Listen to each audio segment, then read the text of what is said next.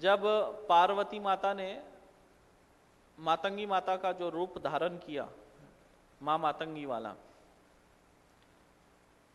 तब वहां पर गणेश जी भी थे, सारे देवी देवता थे, सिर्फ भगवान शिव नहीं थे। शिव जी कहाँ थे उस समय? शमशान में थे।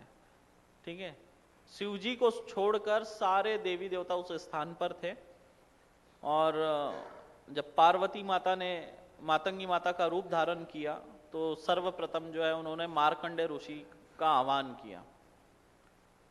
और मार्कंडेय ऋषि उस समय जो है तपस्या में लीन थे, लेकिन जैसे ही उन्हें चेतना प्राप्त हुई कि माता रानी मुझे बुला रही है, तो उस समय वो उस जगह पहुंच गए। तो देखे वहां पहुंचकर तो सारे देवी देवता, गणेश जी, कार्तिकेय और बाकी इंद्रदेव, ब्रह्म देवता, नारायण, सब वहां पे मौजूद थे।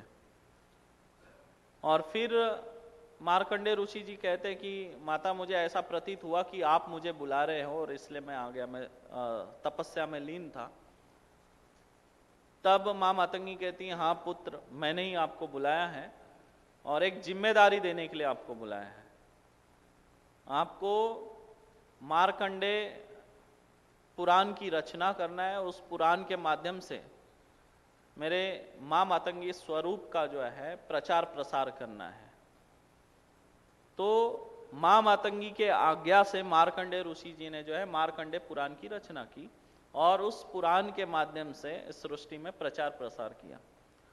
और वो प्रचार प्रसार मार्कंडेय ऋषि जी के बाद एकदम ठप पड़ा हुआ था, बंद था। क्या था? एकदम बंद था। मां मातंगी का प्रचार प्रसार करने वाला इस दुनिया में कोई नहीं था। मार्कंडेय ऋषि जी और उसके बाद सीधा कलयुग, इस बीच में कोई नहीं था। हनुमान जी के देखिए हजारों साधक मिल जाएंगे आपको, हजारों प्रचारक मिल जाएंगे। राम जी के देखो हजारों साधक, हजारों प्रचारक मिल जाएंगे। लेकिन मार्कंडेय ऋषि जी के बाद सीधा मेरा नंबर आता है। समझे? तो सीधा ऋषि मार्कंडेय जी के बाद जो ये जो गैप है, उस गैप के बाद सीधा दूसरा नंबर मेरा आता है। तो मैं कितना स्पेशल हो गया, मैं स्पेशल मानता हूं इस बात के लिए कि मेरा जीवन तो सफल हो गया। क्यों हो गया?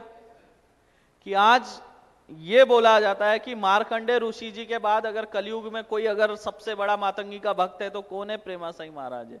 ये नाम होता है, नाम है। और ये किसने दिया? मां ने दिया। देखो हम चाहेंगे ना तो कुछ नहीं कर सकते। आप लाख प्रयास कर लो, अगर आप असफल हो रहे हैं तो ईश्वर नहीं चाह रहा, अगर आप सफल भी है तो ईश्वर चाह रहा है। आप लाख प्रयास करो। इस सृष्टि में एक पत्ता भी जो है ना ईश्वर के मर्जी के खिलाफ टूटकर नीचे नहीं गिर सकता। ईश्वर ने चाहा तो गिरेगा, ईश्वर ने चाहा तो गिर के भी जुड़ जाएगा। समझ गए? तो जो कुछ हो रहा है ना हमारे जीवन में, कहीं ना कहीं ईश्वर की कृपा है। तो इतनी बड़ी जो गैप है उसके बाद मेरा दूसरा नंबर लगता है, तो मैं तो कृपा मानता हूं, मां ने मेरा जीवन बना दिया। अगर कभी भी नाम निकलेगा तो कौन था? मातंगी को पहले पूजने वाले, प्रचार करने वाले मार्कंडेय ऋषि। उसके बाद कौन है? प्रेमासाई महाराज। उसके बाद कौन है? वैसे नंबर आएगा। तो मैंने आज से 5 साल पहले मां मातंगी के बारे में कोई नहीं जानता था। लोग कोई बोलते थे चुड़ैल है, कोई बोलता था पिशाचिनी है, कोई बोलता था चंडालिनी है, क्या क्या लोग बोलते थे मालूम है। लोगों को मुझे समझाना पड़ता था, अरे मां मातंगी ये है, पार्वती के ये रूप में से ये है, मुझे समझाना पड़ता था। मैंने वो टाइम में 4 साल 5 साल पहले वीडियो बना के डाला, वो आज भी पड़ा है। लोगों को परिचय दे रहा था, मैं लोगों को समझा रहा था। 5 साल पहले क्या कर रहा था? समझा रहा था। आज 5 साल के बाद जो गैप देख लो, अब इतने वीडियो मां मातंगी पर आपको मिलेंगे। आप हिस्ट्री चेक करना वीडियो की, किस डेट में पोस्ट है, आपको समझ में आ जाएगा।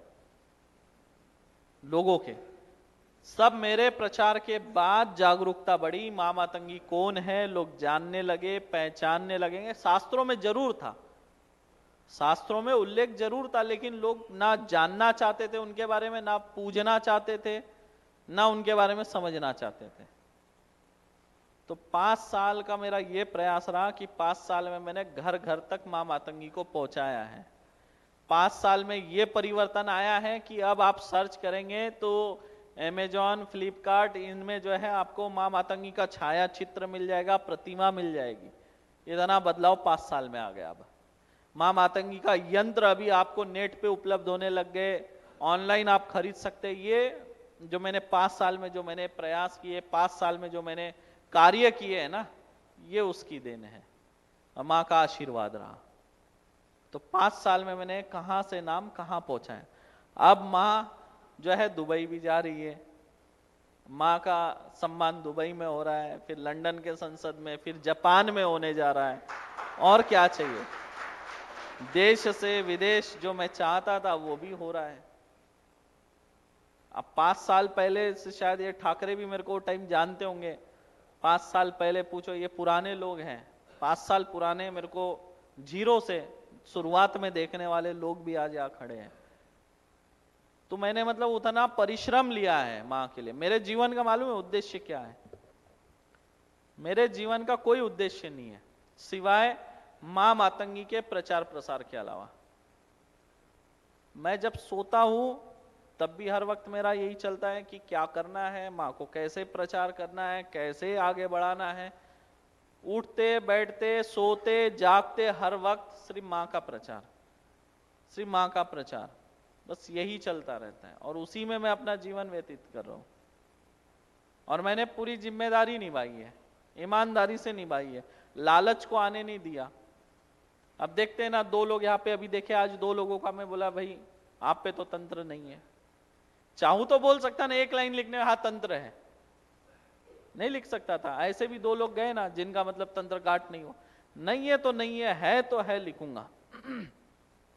अभी वो एक बच्चे को लेकर आए थे, मैंने लिखा ना उस पे कि बचने की उम्मीद नहीं है और इसकी किडनी पे असर पड़ रहा है, किडनी डैमेज हो रही है, मैंने लिख दिया। और ये भी बोला तुरंत वहां से ले जाके उसको वहां एडमिट करो। ना मैंने उसकी रिपोर्ट देखी, ना मैंने उसके बारे में कुछ, सिर्फ उसका फोटो देखा, फोटो देख के सब पर्चे में लिख दिया इसको ये तकलीफ है। मैंने बताया 3 दिन पहले, और डॉक्टर कब बता रहा है, 2 दिन बाद की किडनी पे असर है, किडनी डैमेज हो रही है, फेल हो रही है। ये बात तो मैंने 2 दिन पहले बता दिया और साइंस 2 दिन बाद बता रही है उस बात को। तो ये फर्क है। चाहूं तो मैं उसको ये बोल सकता था ठीक है बचाने का प्रयास करेंगे, 5-6 लाख रुपए लगेगा। अभी भी मैं बोलूं कि 5-6 लाख लगेगा, वो लाके देगा, पर वो 5-6 लाख मेरे किस काम के। गलत तरीके से पैसा लेके, और गलत तरीके से पैसा लेके मैं क्या मां के प्रचार में लगाऊं। तो मेरी आत्मा भी मुझे जो है मतलब मंजूर नहीं करेगी मैं ऐसा काम करूं। मैं ईमानदारी से कार्य करता हूं, ये ठीक है। प्रचार हो रहा है, धीरे धीरे हो रहा है, धीरे धीरे होगा भी, कोई दिक्कत नहीं है। और हो भी रहा है, ऐसा नहीं है कि हम आगे नहीं बढ़ रहे, बहुत अच्छे से बढ़ रही है। देखो उड़ीसा में लोग आते थे, पहले पूछो चुनिंदा लोग आते थे। ये जितने लोग हैं ना इस साइड बैठे, इधर दिख रहे जो लेडीज के लाइन में, बस इतने लोग आते थे ज्यादा उड़ीसा में, समझे। इतनी भीड़ रहती थी। इसका आधा का आधा हॉल भी नहीं था, बस इतना, इसका आधा चौड़ाई और उसका आधा का आधा खत्म बीच में, इतना छोटा सा हॉल था। वहां पे भी हम कार्य कर रहे थे, जन कल्याण कर रहे थे, ईमानदारी से ही काम किया, किसी को लूटा नहीं, किसी को कुछ नहीं किया, ईमानदारी से करते करते आज यहाँ पहुंच गए। ईमानदारी से कर रहे हैं, आगे बढ़ रहे हैं। इसलिए मैंने कहा ना लालच नहीं है। जब निजी स्वार्थ आ जाएगा ना तब लालच आ जाएगी। कब आएंगी, जब निजी स्वार्थ आ जाएगा। इसलिए हम स्वार्थ नहीं आने देते, क्योंकि मेरा तो एक ही उद्देश्य है ना, मां का प्रचार करना है। मैं मां से तो यही बोलता भाई तू देख क्या करना है। अब आपको बताओ बगलामुखी अनुष्ठान था, मां का आदेश तो हो गया अनुष्ठान करना है। अब खर्चा तेजी से हो रहा था। मिर्ची सिर्फ 12 लाख रुपए की थी। कितनी की थी, जो मिर्ची की आहुति डाली गई सिर्फ मिर्ची 12 लाख रुपए की थी। तेल के पीपे जो है 2000 रुपए का एक पीपा था, 80 पीपे लगे तेल के। कितना हो गया, 80 पीपे। पहले 70 बाद में और लाए, फिर सरसों लगी, हल्दी की गांठ लगी, लकड़ी लगी, व्यवस्था लगी।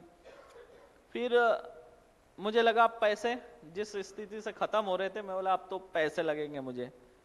तो मेरे जो घर के सामने रहते, मैंने उनसे कहा कि एक काम करिए मेरे को 15 लाख रुपए जो है वो पहुंचा दो घर पे, अर्जेंट जरूरत है। तो वो बोले ठीक है। तो उन्होंने ठीक है बोला, मैं तो बोला अब यहाँ से 15 लाख रुपए आएंगे। तो मैंने क्या किया, मेरे पास जो पैसे थे वो भी मैंने और खर्च करना चालू कर दिया तेजी से, कोई दिक्कत नहीं, इधर से तो 15 लाख आ ही रहे। और फिर शाम में फिर मैंने उनसे पूछा क्या हुआ, पैसे पहुंचा दिए क्या? तो वो बोलते कि गुरुजी मैं नीचे आके बात करता हूँ। वो बोले जो व्यापारी है जो पैसे देते हैं वो लोग कुंभ स्नान को चले गए, अब तो सोमवार को ही आ पाएंगे। तो मैं बोला ये तो अब मुसीबत हो गई।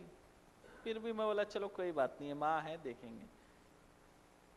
कार्यक्रम होता रहा, चलता रहा। पूरे कार्यक्रम में मैंने तो 15 लाख मांगे थे, उससे ज्यादा का खर्चा हुआ, 20-22 लाख रुपए खर्च हुए।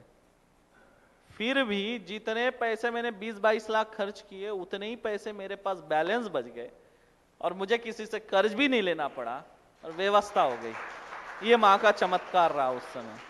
तो ये मेरे लिए तो बहुत बड़ा चमत्कार, मतलब जितना खर्च हुआ उतना पैसा मेरे पास वापस रहा और मुझे कर्ज जो 15 लाख लेना था वो भी नहीं लेना पड़ा। ये चमत्कार था। माँ नहीं चाहती थी शायद मैं कर्ज लूं, इसलिए कर्ज आने नहीं दिया, और जो व्यवस्था होनी थी वो व्यवस्था अपने आप होते चली गई।